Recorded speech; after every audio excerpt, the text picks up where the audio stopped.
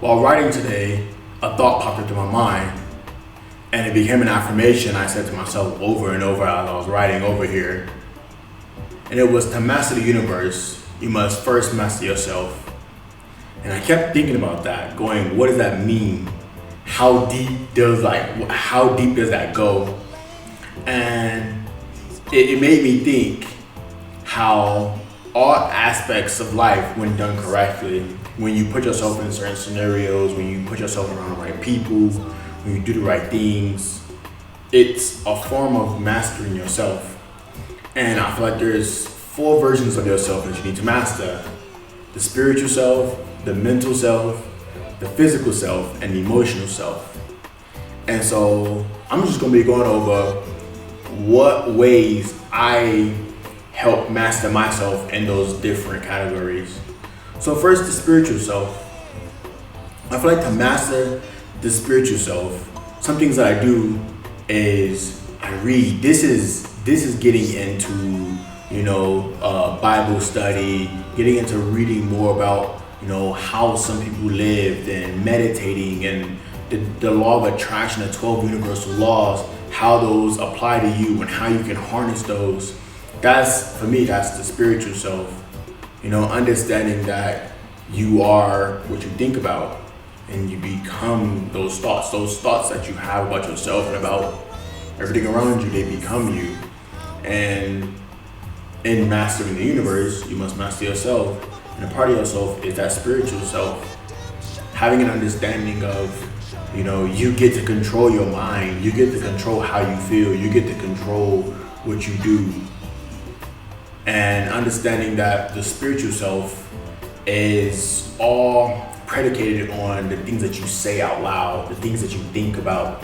Those are like the first initial steps of how that spiritual self comes about and becomes whatever you want it to be.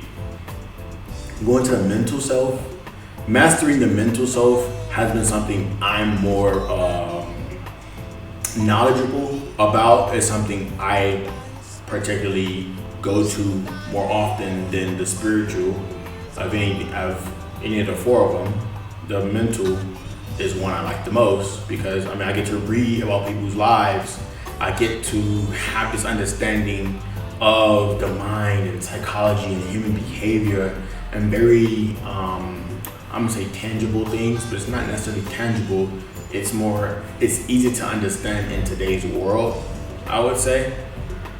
And the mental self, I find that to be one of the coolest ones, because when you get into the mental self, you realize, oh, this is the catapult I needed to go to the spiritual self.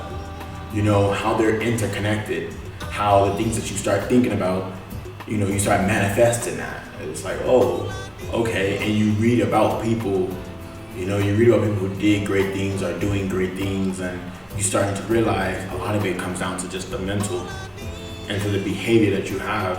So that mental goes into the spiritual, and together they do what they do. The physical self, I find the best ways of mastering that is working out, is doing physically hard things, physically challenging things. It helps prove to yourself that you are, one, capable of doing these things. And what helps with the physical self is the mental self. And you see how all these things are now interconnected. You can't master yourself without mastering all 4, because you can't master all 4 without mastering, some of the fundamentals. I find that to be very holistic.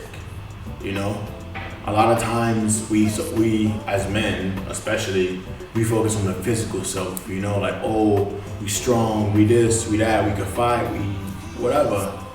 But it's like, yeah, but you can't tap into your emotional self, you can't tap into your physical self, or you can't tap into your mental self, you can't tap into your spiritual self. We just so one-sided, so unidimensional, just one thing. That's it. That's all we got. We're strong, or we're tall, we're smart, we're this, we're that. But like, where is that holistic? And I think that's where things get disconnected, because there's this disconnect for all the other selves that we need to tap into, learn about, explore. I mean, that's to make life, right? The emotional self, something I do to help my emotional self is, being very intentional with some of the things that I do and some of the things that I say and how I feel. Mastering my emotional self has been one of the hardest things. I used to have a very, very interesting temper. And one of my boys, he told me something once, and it was, if somebody can control how you feel, they can control you. And for this to be somebody you don't like, giving them that much control over you, counterintuitive, isn't it? And being able to control myself emotionally is an ongoing thing. And I think each one of these, what I love about mastering the self is it's a every 24 hours thing. You get to wake up and go physical self, mental health, spiritual self, emotional self. You get to just go into these different things and realize I have to do this every single day. So there's no days off. There's, I conquered my physical self, now I'm gonna be fit forever. No. I learned how to do this one thing, now I'm good forever. No. Because the thing about life, what I love about life, is it keeps tossing these curveballs at you that if you aren't 100% or at least trying to be 100% on all four of these things, it'll smack you across the face and you'll be like, what? But I'm strong. It's like, this isn't a physical battle. It's an emotional battle. Something I'm learning to do with a very special person. It's like opening up to her without having to try to be this cool guy or the guy who doesn't care.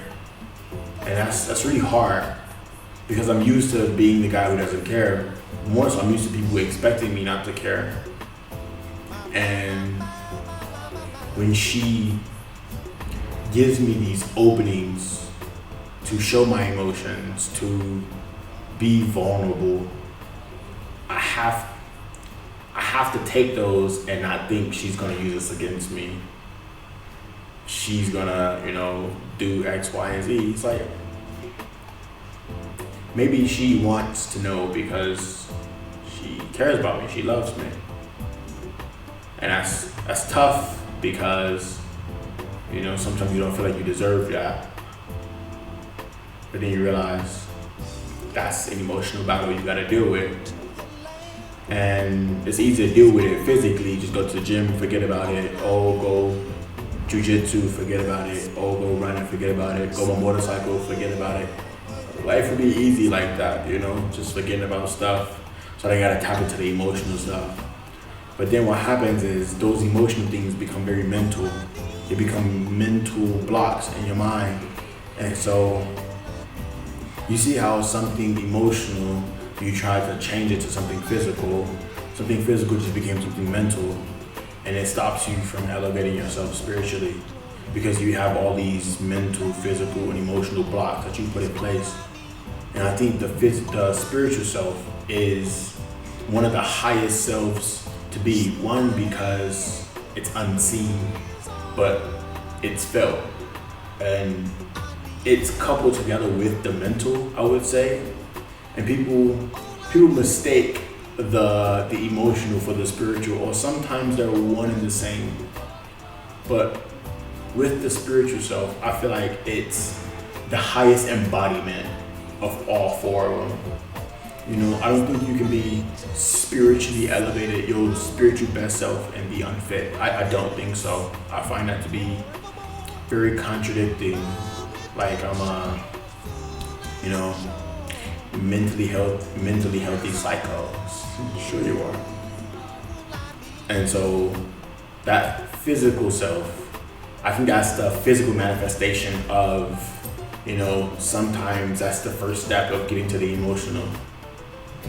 And sometimes I would say the physical and the mental also have this tie together, where when you do physical things, it reassures your mental that you can do those physical things, and so you now have a higher mental state. And once you have that higher mental state, I feel like coupled with those together, you can now tackle that emotional stuff because you know you can do challenging things. You know you can overcome barriers. You can overcome challenges that you didn't think you could.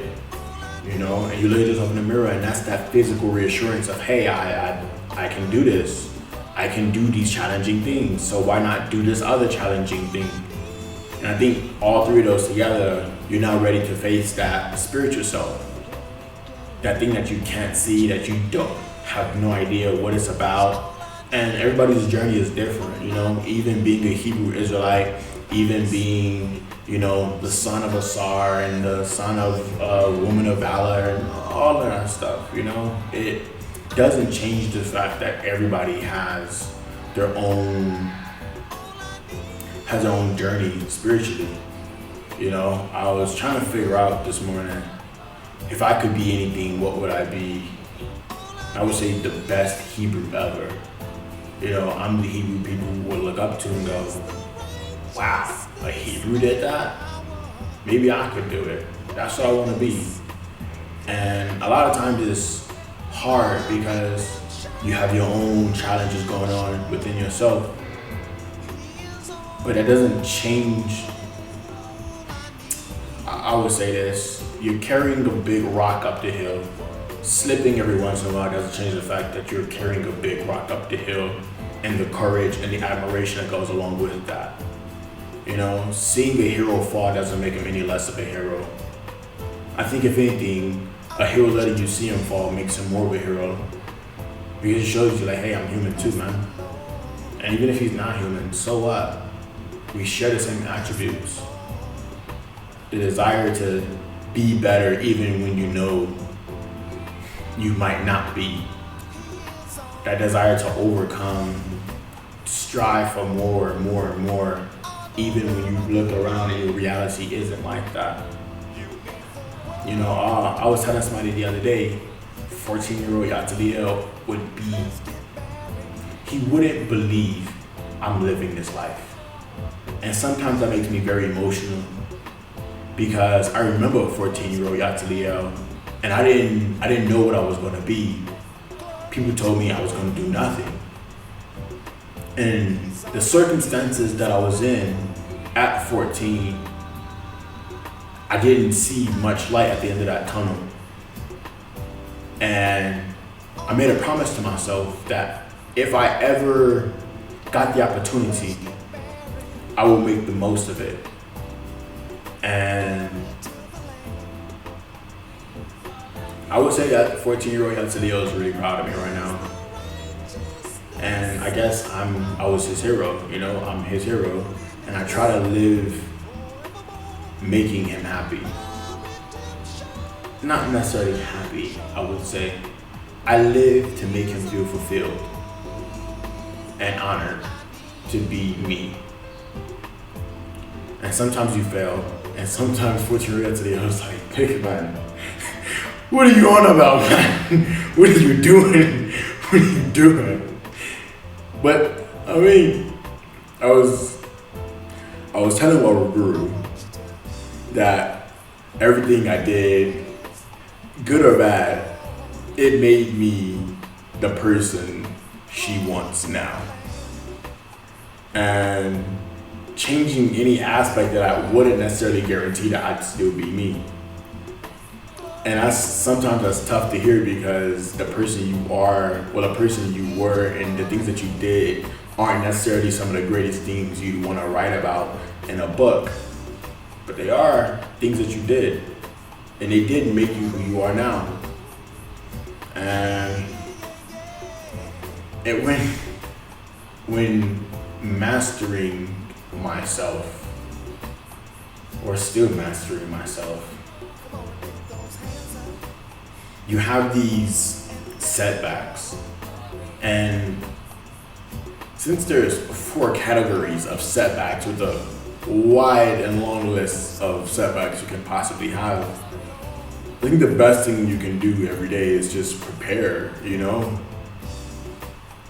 Nobody's surprised for rain when they prepare for a storm. No one's like, oh no, it's raining. It's like, we prepare for a storm. Storm is here, rain is here. We prepare for it.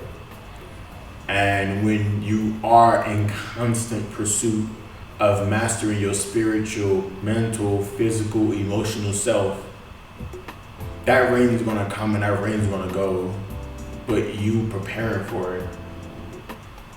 And sometimes sometimes I get caught up in preparing. You're preparing for the storm and you miss the sunshine. You know, you miss the birds, the bees, the sky. You miss, looking up and feeling the breeze. Because you're so worried on where you gotta go, the things you have to do. And so that's even in that mastering yourself, finding balance in that. And sometimes, the physical self does take priority. Sometimes you gotta get stuff done. But sometimes the mental, sometimes that emotional self has to take control. When it's not about being macho hard, sometimes it's just about letting go. Sometimes it's hard to just cry. Especially today, men ain't supposed to cry and this and that and the other. And I've been guilty of that mentality. Men are supposed to cry. I don't think you're supposed to be crying in front of your moms and your sisters and girls, and something really bad gotta be happening. I mean, I'm guilty for it, but it ain't something I'm trying to say like, yeah guys, let's do that. But sometimes you gotta go up in your little corner of the universe and just, let one out. Because that's that emotional self crying to be heard, crying to be seen, crying to not be put in some little box in the back of the shelf somewhere. And then you go do the physical stuff, working out. And now that emotional pain has turned into mental pain. And now you're thinking about, what's it all worth? What am I worth? I'm failing. I'm not where I thought I would be, so what's the point of me being here?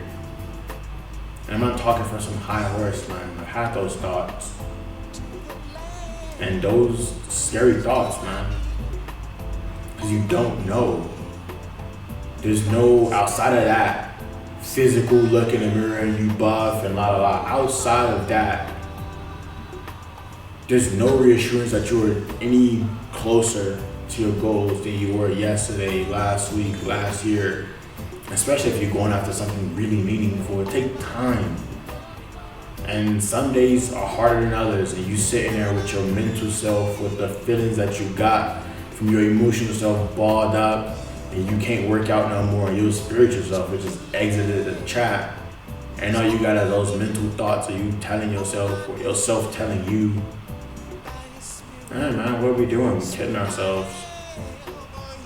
We're a high school graduate talking about international business. We didn't think we'd ever leave the country. We didn't think we'd ever leave our hometown. We never thought we'd get a car, a bike, on a plane. What are we doing? And those thoughts are very intrusive. They're scary, because part of you feels like they're true. And they might be. But something that's been helping me get through those hard times, those hard thoughts, is that spiritual self where it says, so what?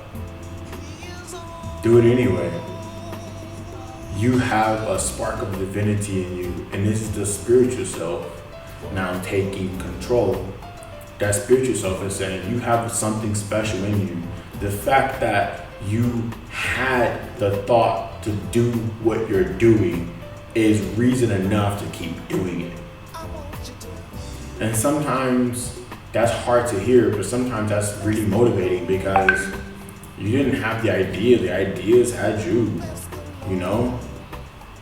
And it's up to you to manifest those into reality from just your mind, from just, thinking it, saying it out loud and going out and making something of it. Going out and going, I'm gonna do this no matter what. Now that's that spiritual self now embodying the mental, the physical, the emotional. Now you have motivation, now you have energy. what the spiritual self would do is you create discipline in the mental. That mental of doing something every single day consistently gives you that discipline to do something hard, do something that spiritual self is begging you to do, that necessary potential that's within all of us. It's within every last one of us. I can't tell you it's not there. Nobody can tell you, not your parents, not your dog, not your teacher, not nobody, not your partner. Nobody can take away that spark of divinity but you. And it's up to you to make manifest in reality what that spark of divinity is. And when you start mastering your mental self, you can now tell yourself, hey, remember, we get up every day to work out at this time, big man, we can do this hard thing, we have discipline. That's the mental now telling you, hey, we have discipline, hey, we can be consistent. And the mental and the physical is saying, hey, we can accomplish very hard things. We can accomplish things that we didn't think was possible. And that emotional self is the younger you going, yeah, we can. Remember me? Yeah, we can. Remember those thoughts of, oh, I can't do this, oh, I can't do that. Remember, we did that. And sometimes it's just about reminding myself, like, hey, remember, we had 7 failures. We got down to 2, and we couldn't pass 2 for 3 years. Then we got down to 1, and for the last year of school, we couldn't pass this one subject, and we passed it. Remember younger me, when we was crying in the school and nobody was there? Remember that guy? Yeah, we did that. We did that. And those emotions, of feeling that accomplishment, remembering past accomplishments, remembering, hey, I can do things. I have done things. And it brings right back up to the spiritual self. I can do this. And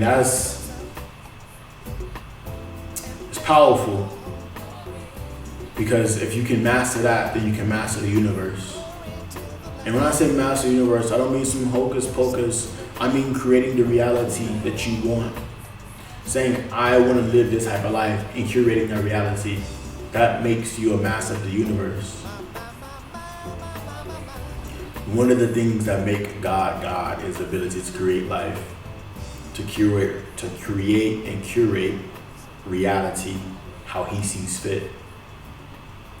Within that spark of divinity that's within every last one of us is the ability to create, destroy, create, and curate life and reality how we see fit. And the funny thing is, once we all get into the point of creating our own reality, we realize that reality that we created is just a piece to a much bigger puzzle. And so the reality I can create can help somebody else realize their potential, their necessary potential to give to the world. And we realize, oh, we all are in this thing together. But to realize and to create and to master our own universe, to master our own reality, we must master ourselves. And in mastering ourselves, we need to master our emotional self, our spiritual self, our physical self, and our mental self. If you like these kind of videos, make sure to give me a like, comment, and subscribe. Have a y'all blessed day. Y'all Kai.